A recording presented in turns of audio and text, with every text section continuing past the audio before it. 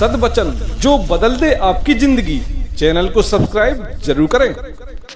नमस्कार, आप देख रहे हैं न्यूज स्टार एमपी चैनल। सदवचन जो बदल दे आपकी ज़िंदगी कार्यक्रम में आपका बहुत बहुत स्वागत है।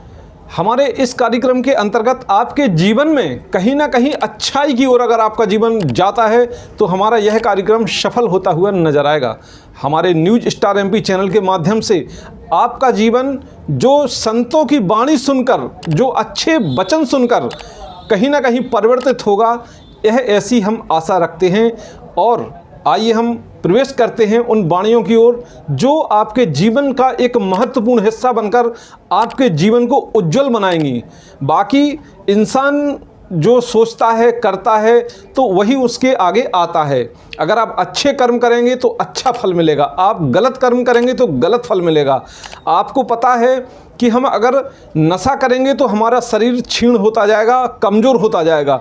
और अगर आप अपने शरीर को व्यायाम में जोड़िए, अच्छे खान पान आप अच्छा रखिए, तो आपका शरीर भी बलिष्ठ होता जाएगा और आप एक अच्छे शक्तिशाली बन जाएंगे। तो ये आपके कर्मों के अनुसार है। जैसा आप कर्म करोगे वैसा ही आपका शरीर, आपके वचन, आपका जो क्षेत्रीय प्रभाव है वो, तो ये आपके कर्मों के अनुसार ही होगा।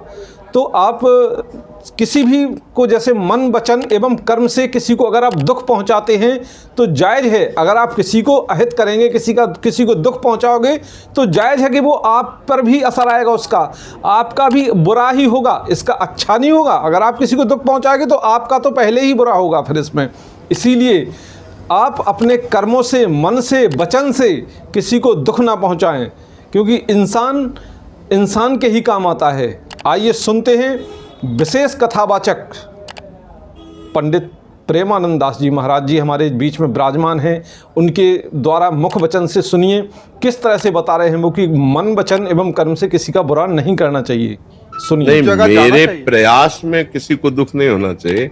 कोई अपने चिंतन से या अपने आप दुखी हो रहा है तो उसके लिए हमारे पास कोई औषधि नहीं है। स्वयं के द्वारा हम किसी को वचन से, अपनी चेष्टा से दुख नहीं देना चाहिए। बस। अब कोई अपने आप ईर्ष्या करके जले, कोई अपने आप तो अपनी दुख भावना करे, तो उसके लिए तो उसको सुधरना होगा ना। बिल्कुल। हमारी कोई चेष्टा नहीं होनी चाहिए। हम भगवत मार्ग के पथिक हैं। अगर हमको कोई गाली भी देता है तो हम यही चाहेंगे कि भगवान उसकी बुद्धि शुद्ध हो, वो स्वस्थ रहे, वो कभी दुख ना पावे। लेकिन अब वो बुरे स्वभाव का है, अपने बुरे स्वभाव के कारण दुख भोग रहा है, उसमें हम क्या कर सकते हैं? और क्या? तो हमारा उद्देश्य समझ रहे हैं आप? कहने हम अपने चेष्टा से किसी को दुखी, अब वो अपने स्वभाव से सोचकर दुखी हो रहा है तो अब ये उसका कर्म है, उसका भोग है, उसमें हमारे द्वारा तो कुछ नहीं हुआ ना। बस ये बात। इससे गुरुजी कोई पाप तो नहीं लगे? नहीं, क्यों? ऐसा क्यों? संसार है, वो अपनी सोच है, संसार था और क्या, उसकी सोच है, उसको सोच दुख दे रहे। देखो सही बात मानो, कोई किसी को सुख दुख नहीं देता है। सही बात। पहली बात तो हमारे पूर्व के कर्म है, उस कर्म से ऐसा संयोग हो जाता है जैसे कर्मों का इतने प्रभाव होता है। पुत्र होते हैं ऐसे कि वो जन्म से लेकर के और जब तक वो सुख ही देते रहते हैं। कोई ऐसे होते हैं जन्म से लेकर के बिल्कुल, और पूरे जीवन भर दुख ही देते रहते हैं, क्योंकि वो आए हैं अपने कर्म का हिसाब लेने, अपने कर्म का हिसाब देने। तो किस तरह से उन्होंने बताया कि अपने कर्म से ही इंसान सुखी होता है और दुखी भी होता है। अगर आप अच्छे कर्म करेगा इंसान तो सुखी होगा, और अगर बुरे कर्म करेगा इंसान तो जायज़ है कि उसके सामने दुख ही आएगा। मतलब वो अपने कर्मों के अनुसार ही सुख दुख का भागी होता है। अब बात आती है, हम आप किसी की बद्दुआ ना लें, किसी का पर जोर जबरदस्ती ना डालें, किसी पर बिल्कुल जैसे कोई असहाय है, आप बलिष्ठ हो तो किसी को दबाएं ना उसकी हाय हत्या लें।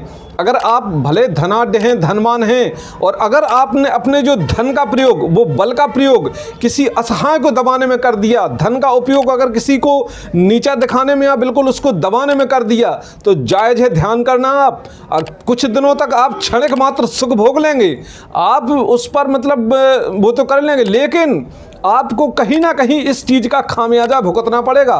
सामने वाला आपसे लड़ नहीं सकता, सामने वाला आपसे झगड़ नहीं सकता, क्योंकि वो कमज़ोर है, वो सक्षम नहीं है।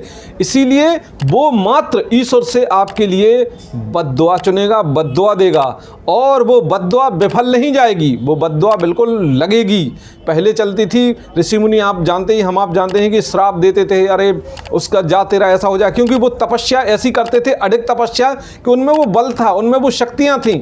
लेकिन आज ये जो श्राप है तो ये असहायों में आ गई है, दीन दुखियों में आ गई है वो। अगर और हाँ, अगर वो सच्चे मन से दुआ दे तो वो दुआ भी आपको बहुत ऊंचाई तक ले जाएगी, बहुत श्रेष्ठ बना देगी दुआ। सच्चे मन से बर दे, अगर सच्चे मन से कोई बद्दुआ दे तो लगेगी, और सच्चे मन से कोई बद्दुआ दे तो भी लगेगी। अब हमारे न्यूज स्टार एमपी चैनल के माध्यम से आप सुनिए, जो हमारी प्रसिद्ध कथावाचक हैं जया किशोरी जी, वो किस तरह बता रही हैं कि किसी के साथ जोर जबरदस्ती नहीं करना चाहिए। तो सुनिए जया किशोरी जी को। एक बात कहती हूँ कि जबरदस्ती किसी चीज का हल नहीं है, क्योंकि वो भगवान तक ने नहीं करी। सही बात है।